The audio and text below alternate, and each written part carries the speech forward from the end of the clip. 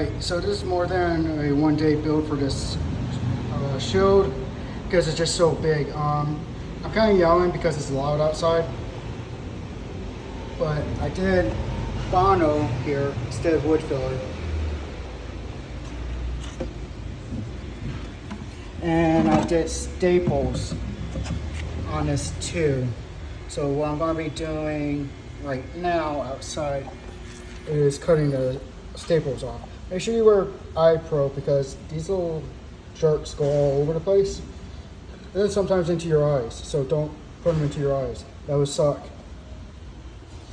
Also, I'm going to be placing like a string thingy on top of this. And then putting more wood filler, Bono on top of it to maybe hopefully increase the likelihood it won't fall out. I don't know, I'm not a scientist, but who knows. This really only has to last one day. Alright, so I was able to Dremel these down.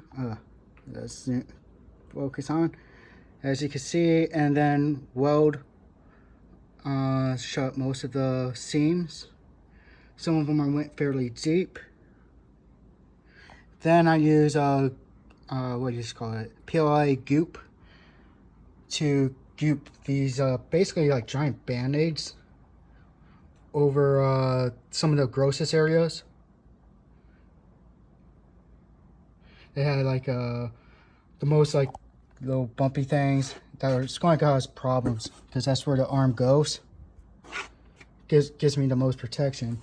Also, that's where the Bono's at. I decided to go for Bono and tried it. By the way, if you put Bono on really thick, it will crack. So, lesson learned. Now I have to sand this down some, or by a lot. So, that's the status of the shield. After doing the Bono, I really had to sand this down because it was like really gross looking. And because I sand that down, I decided to sand down everything with 80 grit.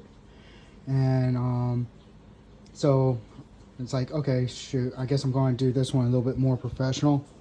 So I added wood filler on where the seams are at. And now I'm using, it's a sand sponge. It's 120 grit. I could just do this with a hand sander, it'd be real quick and do it outside, but my dog's peeing everywhere in the house and he's pissing me off, so I can't leave him unsupervised. So that's my life right now. Alright, so the quick little hand sanding is like probably done. Like you see those little marky things right there, that's what I really wanted to fill because that just does not look organic. Right? It could look like little arrow marks, but I kind of want to fill those in. We'll see how much this pops out once it gets painted. I'm just going to be using a black primer. I'm going to sand that down for the hand sander because I'm not going to do that by hand because that's going to suck. Then I'll hit it with some gray primer just so I have a contrast to see how it looks. But that's how she looks so far. Alright, so just did 180 grit hand sanding and it looks pretty good.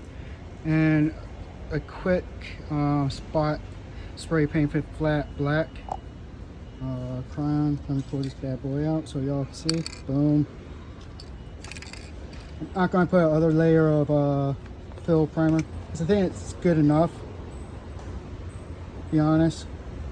Like the problems, I think is pretty apparent, and that's not going to get filled up by any primer or anything like that. So, sucks to suck. Should have tried to put it together better. Lessons learned for the next one. I just need to get this done by Friday. Basically like a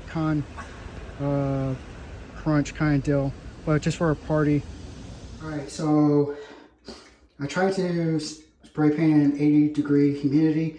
It started getting really bad. So I had to wet sand it.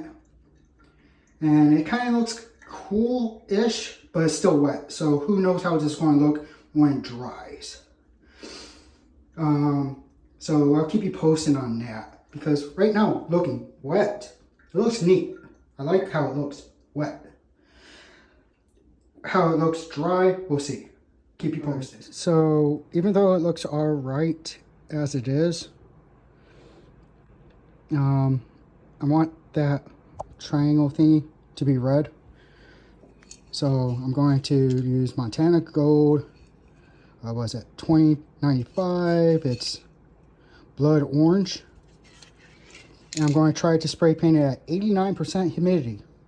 Mind you, this is just for a bar party, so it doesn't matter if it gets really messy. And I'm probably going to have to wet sand it anyways, so I might get the same effect as before, and it might look cool. And you can see how I taped it off. I use a lot of tape here, and I try to use less tape up here using plastic wrap for magnetic rubber thingies. So let's see how much this sucks. Yay. Alright, so I don't know if you can see this or not. I want to zoom in a little bit. But when I was spray painting it, it was literally sweating. So yeah, you can definitely see it right there.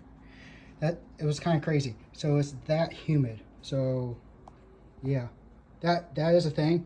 But that red does look really good. I think that was a good choice on my part. I'm pretty great at everything I do. Toot my horn a little bit. I know most of you guys didn't even get to this point, so whatever. But yeah, and you still can see like where I didn't really line it up that perfectly. If I would have put a little bit more effort into the lineup or the print process, everything would have been better, but that's my fault for not caring enough. Alright, so I have this leather for other project that I never decided to do for a year or two ago.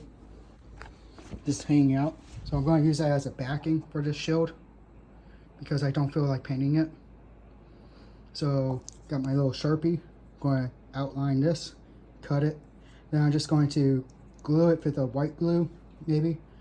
And then use little tacks and tack it in during the day, so I don't wake up my neighbors. It's like 3 o'clock in the morning, maybe 2 o'clock, I don't know. I'm really bad with time in general. I have no idea what day it is or what time it is. So when I wake up in the morning, I'm going to tack it in. Alright, so after putting in this leather thing, I'm more than likely going to reprint this whole entire shield again, because I do like how it's turning out. But this is just for Friday, and the jigsaw lines in the front I just can't get over, and I want this forever now. But I'm putting these thumbtacks to hold in these little slits, because if you're going to have a flat object into a dome, you have to have like basically little slits. That's just how things work, unfortunately. If it works differently, please tell me in the comments. But this is how I think it works. So because you have slits, you're going to have to put thumbtacks into the actual end pieces or something like that, whatever these things are called. And so I'm just legitimately just pushing in with my thumb through the fake leather into the plastic. I was using a hammer, but turns out I could just do it with my thumb. You might need a rubber mallet or something like that to achieve this, but so far it's working out. And I went for brass thumbtacks because it's brass color to keep with the theme. I still need to. I had a sewing machine, but it broke, and I don't know how to re-thread it. So I tried hot gluing this. So more likely that's going to crap out on me at some point. So that sucks. But yeah, it's coming along really well-ish for a 2-day build. Oh, almost forgot. One thing I found is put the thumbtack through the leather all the way, and then pull and push in, sort of like making the leather kind of tight. it helps out a lot. If you just push it in like this, you have a lot of, it's loosey-goosey.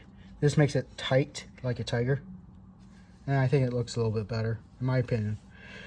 So, yeah. It's coming along really good. So it looks like not the best. Not gonna lie. But it's done. And I have other stuff to do. Like studying for my CCNA test. Kind of looks like pepperoni. I don't know. I'm hungry. I want real food. But, yeah. So, that's that. Basically, you get thumbtacks, push them in, you hold down that fake leather. It seems to work out pretty well. What biggest thing is watch out for these the jigsaw lines, because they will show up. And you could do everything else right, like I did, but god dang it, they just pop out so hard. They really do, and that sucks. But lessons learned. Next one, I think will look a lot better. And I really would love to convince a whole bunch of Korean dudes from my gym to all want to have a set of this and do a big group picture or group video.